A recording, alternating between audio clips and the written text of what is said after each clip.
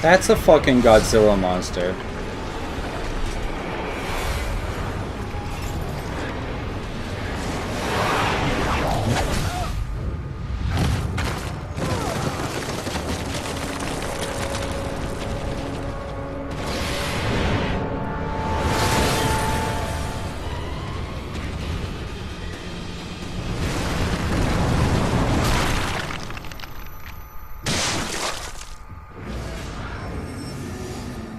No, that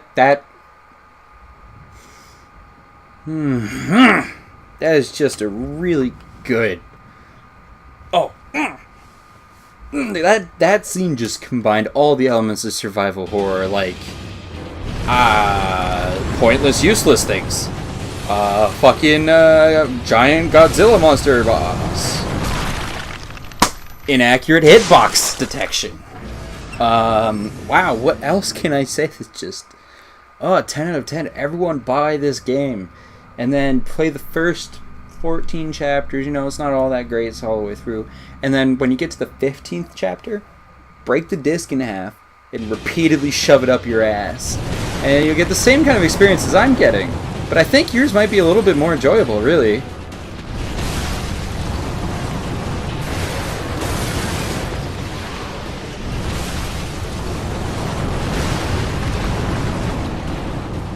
Watch, gonna arbitrarily die now. Oh, wow. It's got braces. The big scary monster has braces.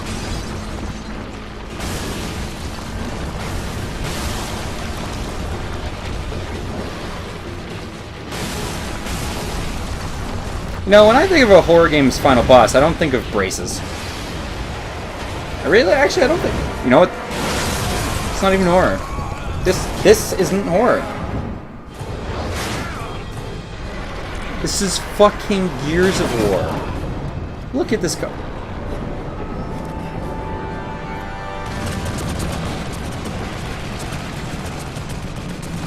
Suck my dick. Shinji Mikami approved this. Kill yourself. Don't actually. That's harsh. But seriously, just fuck off.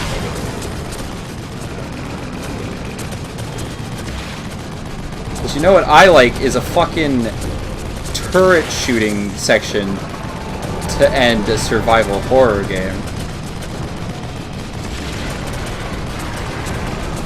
You know, if you're still watching this, guys, thanks. I'm being especially bitchy, but that's because this is exceptionally bad and stupid.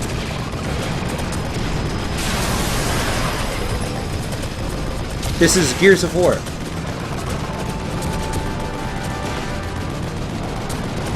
A boss rush into a turret section.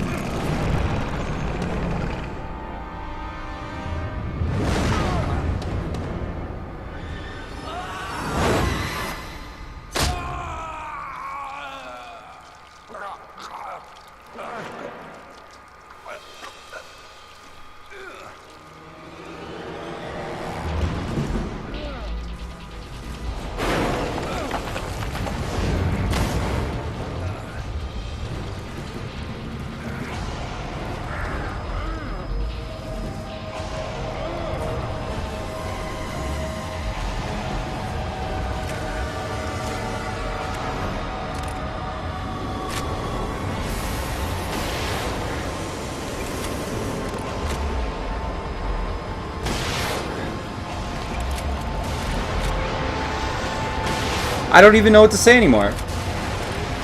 I can't be hyped. I can't give a shit. This is the single worst boss fight. You know, some people say a real disappointment was fucking, you know, the Joker in Arkham Asylum. But compared to this, that was a godly last boss. That was just the pinnacle of game writing and design. I would love to see the game design, the GDD or GD, whatever, game design document for this.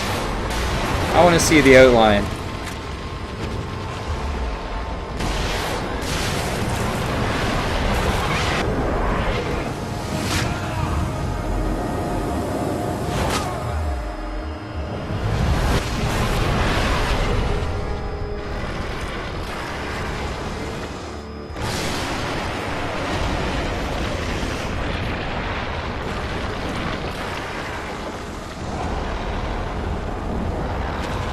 Oh good, it's not over.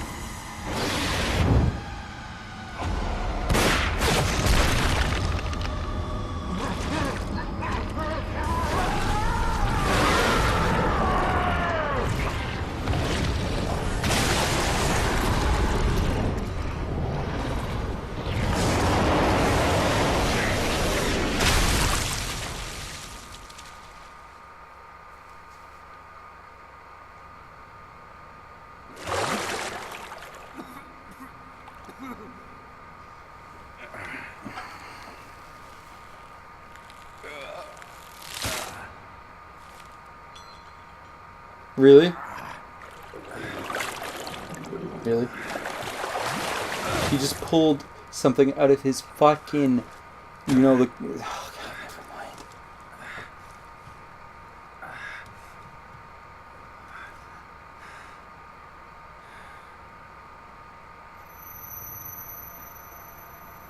I created this world. You cannot keep me here. Are you shitting me? I'm going to finish this. Please. Oh, eat my dick. Play soccer with it. You know, on average, just disconnecting something from the machine would tend to do it. Oh, Dead Space stomp this and get a little bit of redemption. Okay. Vital signs, sir. That's just because of my fucking hard-on for Dead Space 2. It gets a little redeeming moment. Hi! You shot me. Well, so why is there a Hellgast over there? Leave that one. And those two. Let me guess, Leslie and They're not Joseph. going anywhere. Or Joseph and Marcelo. No one can.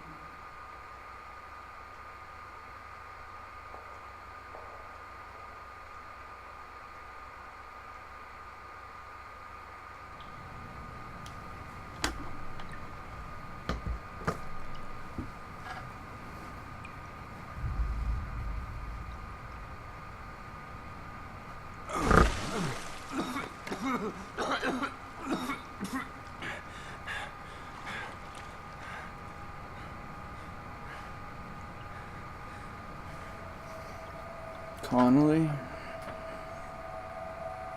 Marcelo?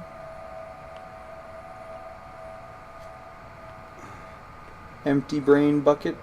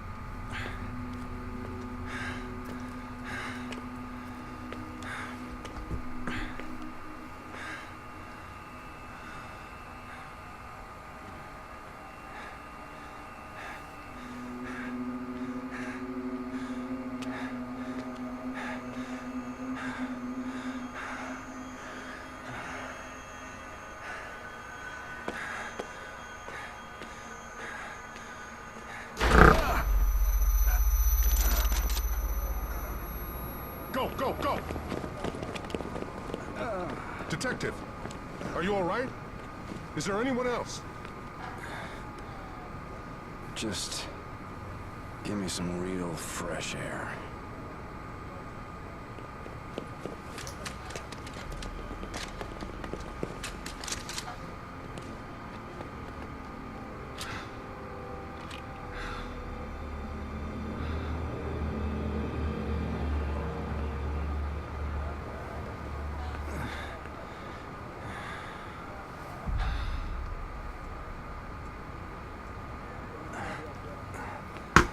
$5 on Ruvik got out in Leslie's body.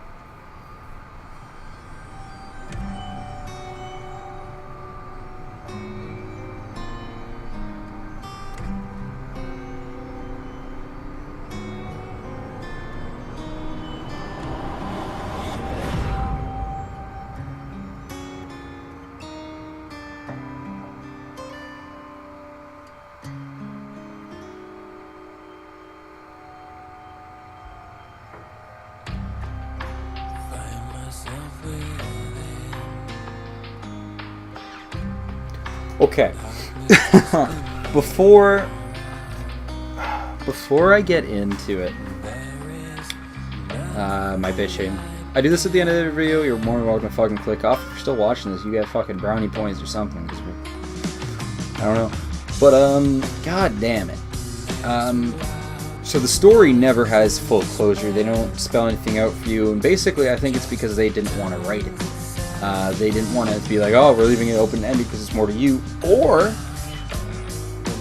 they are saying, yo, DLC's coming out. Bet you want to have that shit explained because I can fucking prove it to you. Where's the DLC package? Where is this shit? Play 2 story-driven mission add-on, or play 2 story-driven add-ons as Julie Kidman, Sebastian's mysterious partner.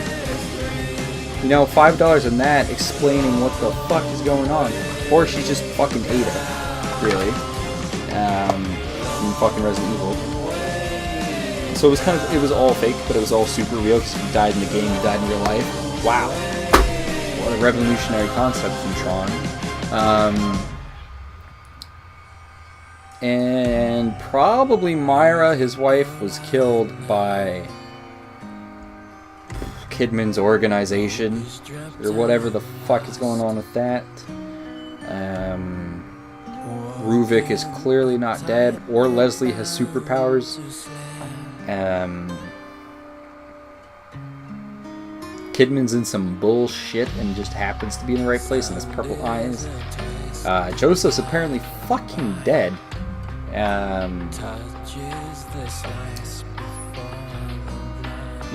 As far as, like, it built it up really well, which is why I'm mad. If it was shit throughout, I wouldn't be mad. But it was good. It started off, and then it really drew me in. And then it dropped real hard for Chapter 11. And then it built back up to something great for the end of Chapter 11. And just, hey, shit. It's not fucking Mega Man or whatever. You don't have a fucking boss rush in a horror game. We're gonna just make him face a horde mode, the sadist, and fuck it, the keeper, because we didn't use him enough. He was a really cool idea. He was. However, that aside, you threw out that fucking final mission. You know my opinion on the end of the game, but I want to talk about the turret section a bit more. Why? Not even Call of Duty has the balls to use a turret section in a final mission or whatever. Not even Call of Duty has the balls for that. What the fuck? You know, when I think of a horror game, the first thing I think of is fucking flying through the air in a fucking Hummer on the back of a fucking, or in the back of a Hummer fucking shooting a machine gun at a Gears of War monster. In the exact same Gears of War style, in the exact same color scheme as Gears of War. Play Gears of War 3 and tell me that you cannot see the fucking cross between those two. And then, to end it with sitting still and fucking shooting rocket launchers at it. Rocket launchers! Piss off. Okay? Just fuck yourself. Up until then, fantastic. Like 8.5, maybe even a 9 out of 10 if it had ended, like, story wrapped up.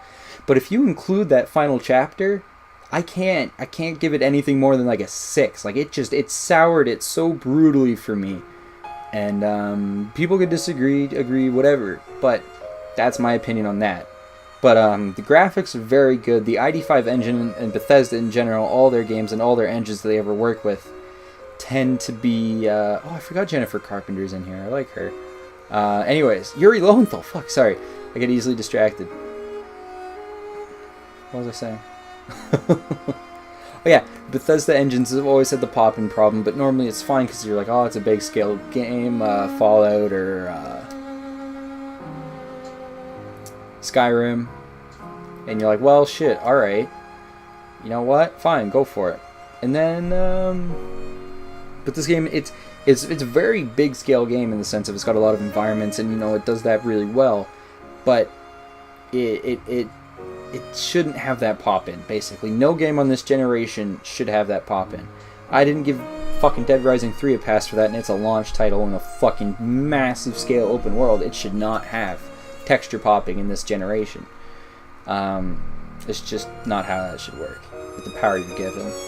Fuck, that guy's name is Winter Dimitri. I'm just saying that as fucking baller.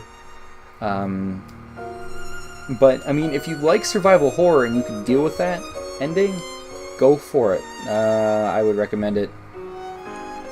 It's got a lot of replay value. I mean, I'll probably replay it through, but that ending has definitely made me think maybe not so soon as I was going to.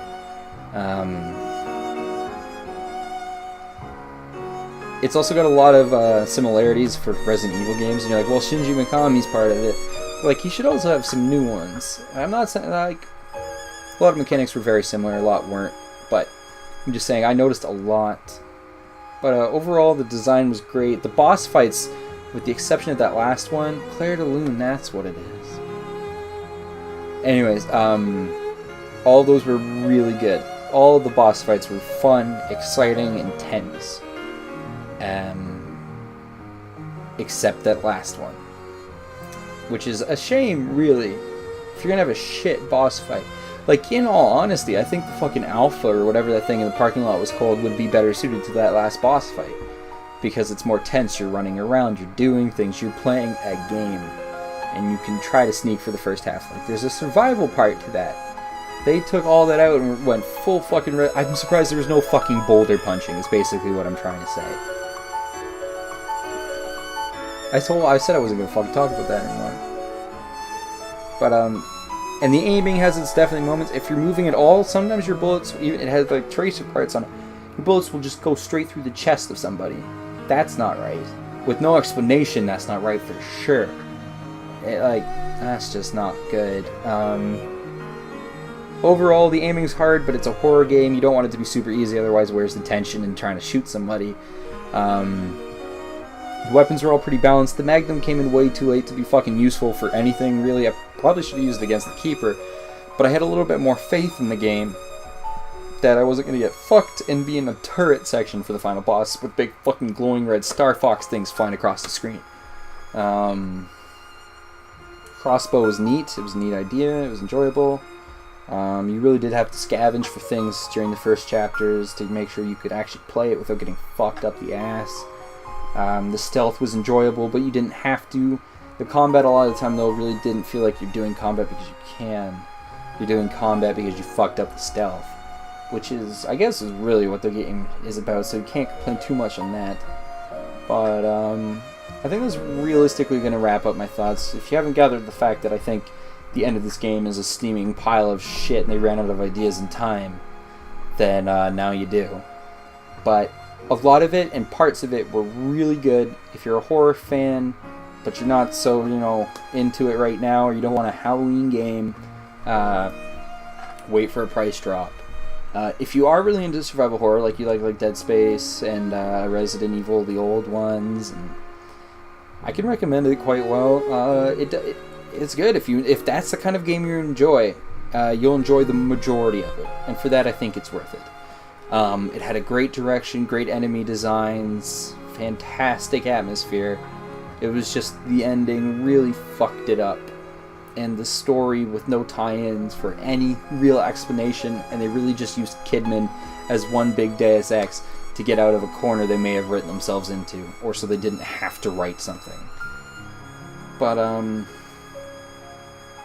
I can't say the ending might as well be better than Shadow of Mordor's ending, because there wasn't an ending to that game. It really just kind of fucked off. So we're gonna see, we're gonna see if anything happens here. Clear bonus, machine gun. Wow, that really adds to the horror. It really is turning into Resident Evil 5. Holy shit, 50,000. So that's all you get. Clear time, way too much. Number of deaths, 50 flat. Perfect. Save the game.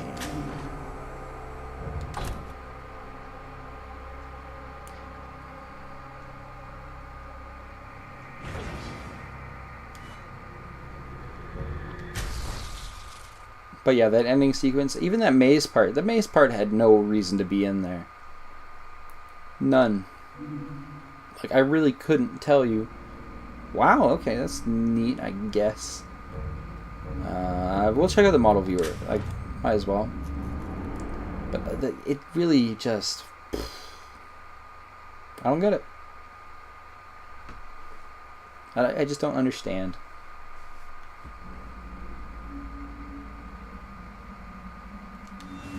This is pretty neat. Can I zoom in? Oh, you zoom in real far. You can see fucking every detail. Like, this game was very well designed. Like, the characters are great. Age 38. That's older than I thought. You can turn off the text. Let's just take a quick look at Trenchcoat. The nurse was never really explained. Nor was the doc... Oh, I guess... I was being attached. I don't know. So there's Julie. The fucking crutch of the fucking game for no reason. I like Joseph was a good character. Nurse Tatiana makes no sense. Let's see what it says. Seeing so many things that no one should ever have to see left her emotionally dead, and eventually an even greater toll which is never explained. Leslie compensated for his difficulty by unconsciously emulating the thoughts of others. Marcel is just a huge bitch. Laura Victoriano, otherwise known as Spider-Girl. Ruvik as Ruben. Ruvik as fucking... we lost designs. Ruvik as a child, bearing quite a bit of similarity, really, when you think about it, to Sebastian. Wow, okay, they've modeled this. Young adult Ruben, alter ego? Okay, monster name, shit. Dominant and alternate personalities. Okay, so that is what that was explaining. I never really saw the chest bursted part much because I kind of just killed him. The sadist creature born from the mind of a murderer.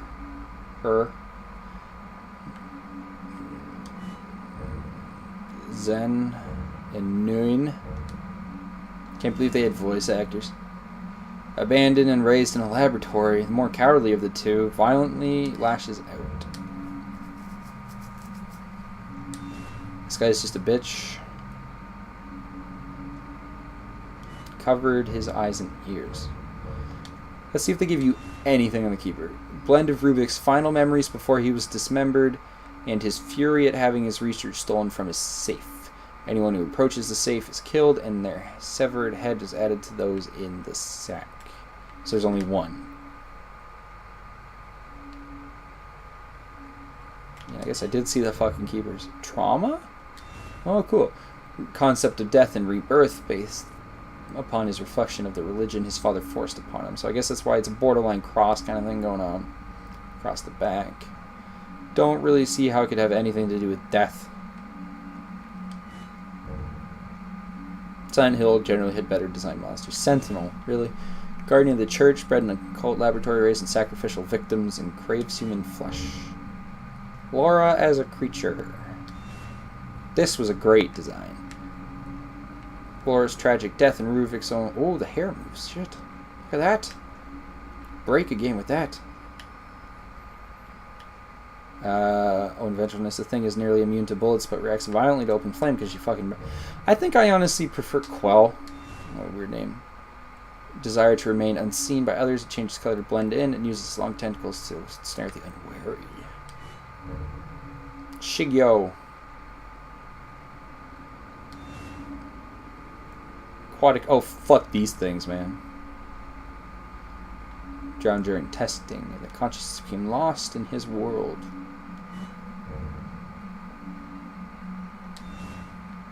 Amalgam Alpha.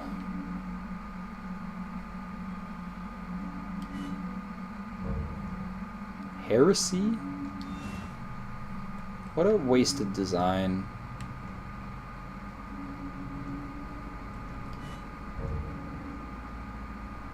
Is this the purple one? Oh no, this is the big amalgam.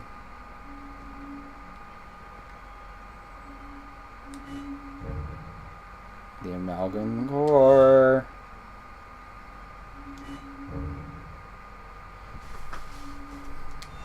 What are the haunted test subjects connected to STEM and turned into creatures by synchronizing? But why are I don't really get it. But we're taking a quick look at all of them.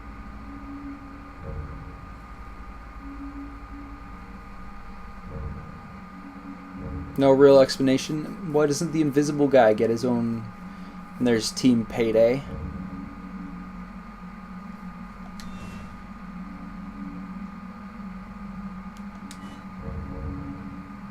Plenty of story to read in these, I guess. Okay, does it explain?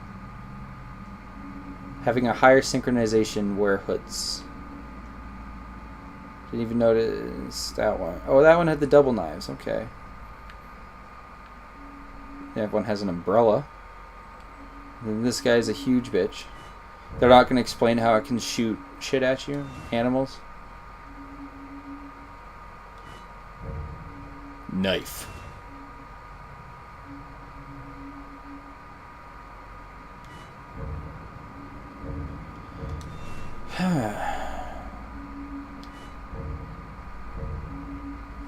Don't really need to go into all of these.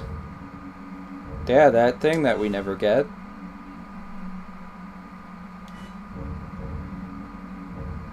Yeah, where the fuck did it come from? No, wait, what? Probably created by Rubik. Burst handgun. Did I just miss these, or are they like rewards for beating other things? HP sniper rifle. Rocket long brass knucks. Shit. Well, that's the end of that. Ultimately, a sour note on an otherwise great game. And if you enjoyed it, you know what to do. Have a good one.